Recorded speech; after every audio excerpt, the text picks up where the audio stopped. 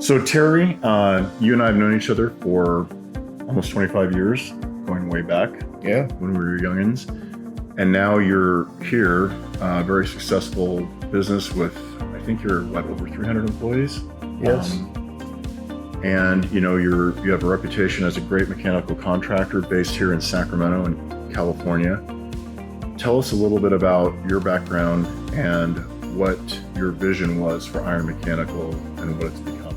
When we started Iron Mechanical, I left the family business and came in partners with Steve Ayers, a friend of mine, a good friend of mine, and my son Jed, and we all decided to work together and try to build something great. Jed and I are at the helm of it now. He's my son. He's the CEO here, and we started out small with just a little tiny building and nothing. I worked in a trailer, so just like everybody else, everybody has their own story. Our goal and our mission was to build something great, and nothing great is great without great employees. It's all about the people, and we've been really blessed, and we're able to get some really good people. We started in 2009. There was a lot of good people available. There was not a whole lot of work. So I always say the story. They built the Hoover Dam in the Great Depression because they had thousands of people out there, and everybody was available. So it's easy to build something. So we had a really good kickstart. We were able to take off and really pick up good people to start. Then it was all about getting work. So yeah, we switched around a lot. Tried public works. We tried everything. And we just kind of followed the market and ended up getting into the multifamily mid to high-rise buildings in Northern and Southern California. We have an office as well. You don't get to be where you are, the size that you are, have the record that you have. You're not out there building, AM PMs. You're out there, building high-rise multifamily units, right? Yeah.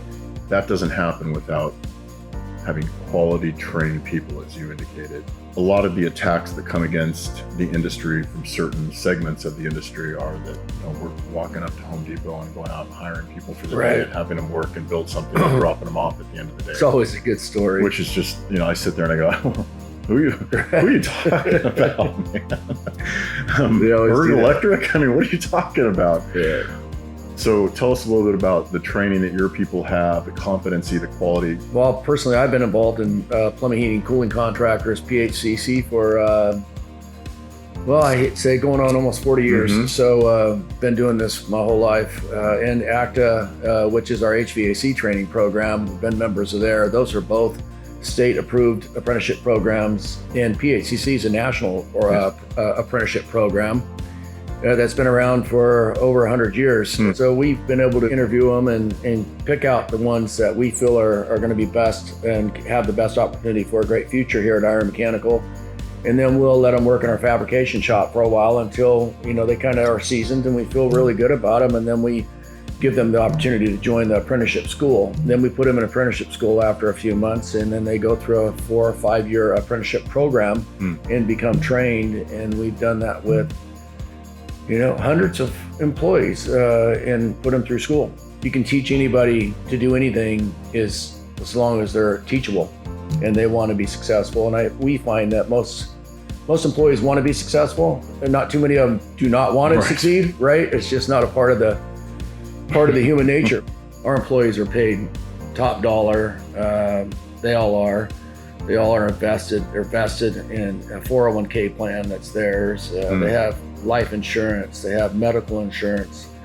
They have sick leave. One guy hurt himself, and we felt bad. He's take care of them for a year. We love our employees. We care about them. They're our employees. They're not someone that we borrowed that we get for 6 weeks and then they're gone and then they come work for 6 weeks. These are employees that we built and helped build their lives and their families. We've seen over the last probably 10 years about maybe close to 20 people that bought their first homes. So those are the types of things that make it great. But the thing about an employee is if they run out of work and they're in our open shop and our training programs and everything else, and someone else has plenty of work and we don't have a whole lot, they can go work for that person for a while until we get busy again. So they're able to keep working and they are able to keep working close to 40 hours a week, all the time. It's just, it's mind-boggling thinking that it could be a problem. It's not. You've done some remarkable projects, very impressive. Talk to us about a couple of those, some that you're most proud of. There's a lot of projects that we've done. I think what's the first one that really put you on the map? First one, I would say One South Market. It was a friend of mine, Mark Trissini, owned the project, and it was a 23-story building downtown San Jose, high rise. And I remember we were all talking about it. How do we bid this project? This is kind of a little bit bigger than what we're normally used to doing. Jed and Brad were just, working their tail off on it and doing a bunch of research. And we were working with different architects and talking to them. And we were really fortunate that they gave us an opportunity to do that project, because that project was probably a little out of our wheelhouse. But we did the project, and it was a great project. Everything went the way it's supposed to go. Project finished out well. The owners were really super happy.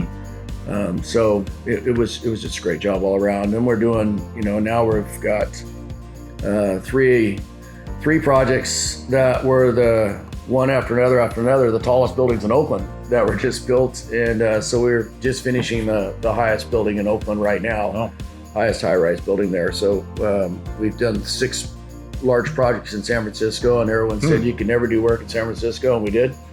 So, we've really, hats off to, Jed and Brad and the marketing side of things to be able to go after and get stuff like this. And also Mark Risse and all the team to be able to put something together like this and make these projects happen. So yeah, Mark Risse was a project manager on that first project we did like that. And it was amazing. So, it's getting the opportunities, but having the good people to go in there and succeed. And we've been fortunate enough in that area. We are highlighting companies around the state that, we feel really represent the industry that is under attack in a lot of things that we fight. We hear a lot of bigoted, exclusionary, really disparaging remarks that are made, some of which I've shared with you today. You just go hire people in front of Home Depot and don't pay them anything and build skyscrapers, which is just, again, it doesn't make any sense, but it's what I have to deal with on a daily basis. So we're trying to get a sense of who these companies are, put faces to names, show that they really exist. And when people learn more about actual human beings, a face that's put to a name, and not just this invisible boogeyman that they've been led to believe is out there, but then they see, wow, this isn't what I thought it was. This is different. I'm now finding it harder to discriminate against them because they're actual people who seem to do a good job. Otherwise, why would they keep getting hired? And I think it makes it harder for people once you do that and establish that, because I know how many people view our videos that we send out and view our emails, and it's a lot. We get a lot of views and a lot of opens, and a lot of them are elected officials and staff and other even opponents. And so I know they see this stuff and go, "Oh, that's I saw an exchange between one lady." I'm trying to think how I saw it, but it was between the staff of a government agency, and it was about the Black Contractors Association that we do work with in their training program. And they were going back and forth, going, "Have you seen this? This isn't what we're told." Their eyes were just kind of opened up, like, wow, we're discriminating against people, against Black people. It's like, oh, maybe we need to rethink, how we're viewing things like project labor agreements, what have you. It's interesting that project labor agreements, been dealing with them for 25 years or longer now, least, 30, close to 30. She seems like that when they first came out, but it's just a opportunity for them to try to sum up some work for themselves, and I understand that, and it's creative on their part for sure. But I just struggle with this. I'm big equal opportunity. We're all paying the same tax dollars, and if our money's going to a building, then let's all have the equal opportunity to work on it. So I don't knock the unions, or I don't knock anybody. I don't like the project labor agreements, and I can't use my employees on them if they have one. So it's just if you were interested in building that courthouse or building that administrative office right there that the state built, if you had been interested, you wouldn't have been able to because No, of that PLA. no, and we have 300 plus employees here in Sacramento. Right. Can't work on a lot of the projects here. It's beyond frustrating, but we're fighters, man. We're gonna survive wherever we have to go and whatever we have to do, and we're not quitters. It's just a part of life that's happening right now that I don't agree with, and so we just keep fighting a good fight, right? Be a good person, do good things, Yeah. and good things will happen to you. So that's what we try to do. So, It's a strange concept, but thanks for your time, man. Yep. Appreciate it. always a pleasure. Congratulations with your business, and thanks for taking time to learn a little bit more about Iron Mechanical.